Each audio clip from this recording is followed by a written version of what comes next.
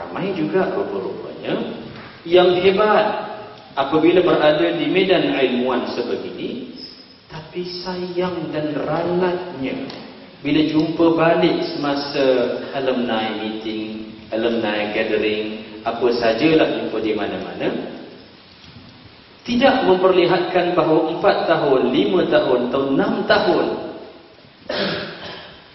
rasa pendirian dan juga istiqamah itu, komitmen itu nampak semakin melayu, satu, tapi semakin kontra, satu lagi. Jadi yang kita nak sebenarnya ialah apabila berada ramai-ramai, saya orang yang cukup cherish dengan LDK, usrah dan sebagainya. Saya dibesarkan dengan suasana sebegitu.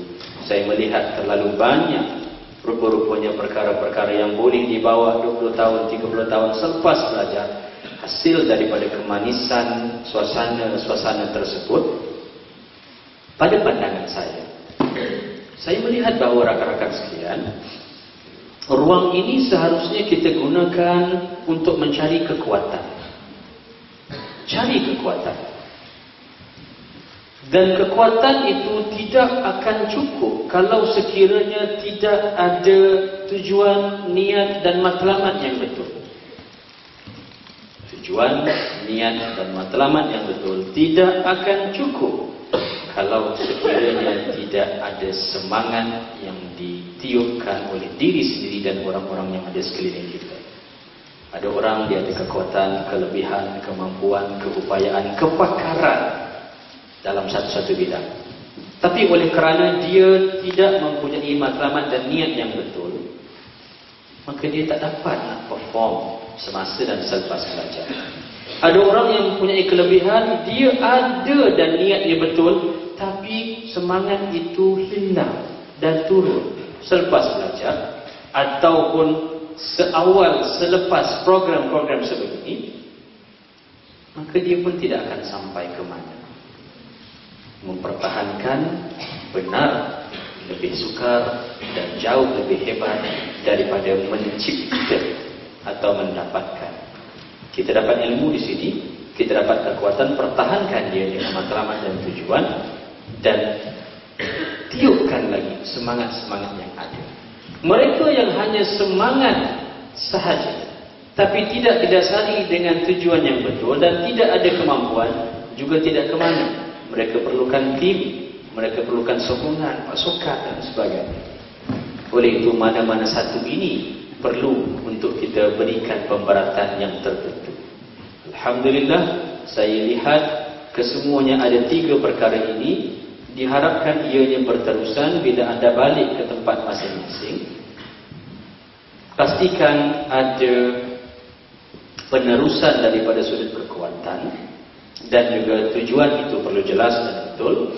Dan yang ketiganya ialah semangat itu jangan sesekali hilang semata-mata kerana suasana ataupun perubahan status. Saya ada jumpa seorang rakan pelajar yang dulunya saya kenal memang aktif dalam berpersatuan, tapi selepas habis first degree dia dan dia sambung belajar, cuma suasana first degree dia itu hilang daripada dia. Dia rasakan bahawa dia being left out. Dia rasa macam orang tak nak tegur dia, sebab dia ada kat situ. Ataupun mungkin dulunya dia kata, saya pegang jawatan itu, saya pegang jawatan ini, saya terlalu aktif, banyak benda saya buat. Jadi masa yang saya ada itu memang saya letakkan portion yang cukup untuk belajar, untuk bersosial, bermuamalah dan sebagainya. Tapi bila habis sesi itu bertukar, dapat komiti baru dan sebagainya, jadi konflik bagi diri dia. Dia tak tahu macam mana nak letakkan diri dia. It could happen. Beza juga dengan orang yang langsung semasa proses pembelajaran tidak ada diberikan pendedahan tentang urusan kepimpinan, tidak ada ataupun tidak mahu menawarkan diri untuk memegang portfolio dan juga tugasan serta amanah. Nanti ianya juga akan diberikan dan risau-risau takut pada masa itu kita tak bersedia juga untuk itu. Apa yang saya ingin nyatakan bahawa seharusnya dalam usia yang sebegini, kehebatan yang kita lihat menerusi video yang dipaparkan sebentar tadi, menerusi tokoh-tokoh yang ada dalam masyarakat kita yang telah berlalu dan yang masih ada. Rakan-rakan sekalian, mereka dalam bidang mereka yang tersendiri dan mereka berjalan di atas realiti. Mereka tidak bekerja menerusi angan-angan, tapi mereka bekerja menerusi apa yang ada di tangan. So itu yang terpenting. Kalaulah satu bentuk jug air itu boleh diisi air banyak ini saja, tidak ada ruang dan tak ada guna kalau sekiranya dituangkan dan dituangkan air itu, sebab sebelum sampai ke mulut sesiapa untuk menghirupnya, dia akan tertumpah dan mungkin hanya akan tinggal separuh ataupun 3 suku. Persoalannya ialah di mana kita. Persoalan dalam slide yang akhir tadi ialah kita bagaimana, atau bagaimana kita. Boleh tak kalau saya ambil ruang dalam 1 minit untuk rakan-rakan berfikir secara sendiri? Dari sini itu maknanya tak adalah, tak ada, sendiri.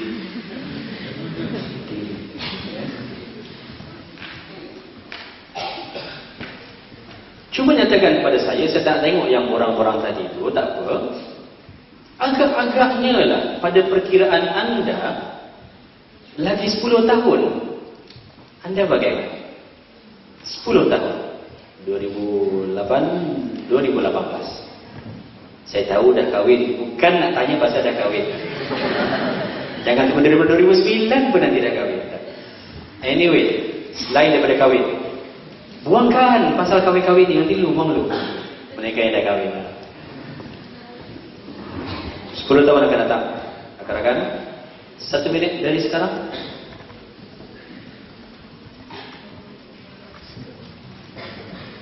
Diharap mic ini panjang, boleh bawa saya.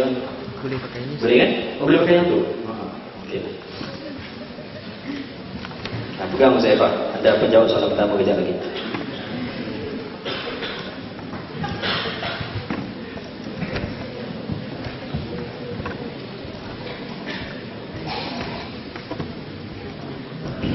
Cuma 1, 2, 3, cuma 1, 2, 3. 30 saat. 20 saat. 20 saat. 10 saat. Muhammad saat. Okay. Right. Rakan-rakan jangan risau, tidak ada sebarang penilaian yang diberikan dan nothing wrong, nothing more, nothing less. Jangan risau.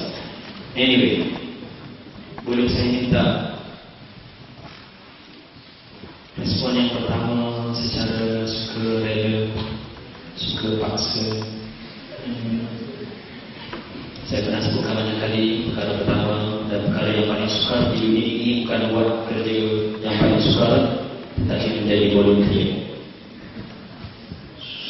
Tak tahu lain aku. Ada yang volunteer susah kan? Betul? Memang susah. Ada yang volunteer susah kerja ni, jadi orang pertama susah. Tak suka jadi first lady, tak suka. Ruang ni ada yang jadi yang pertama. Ruang ni ada yang pertama. Dr. Amin. Dr. Amin tu.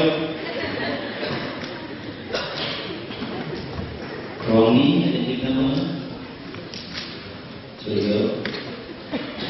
Yang ni ada yang pertama. So yes.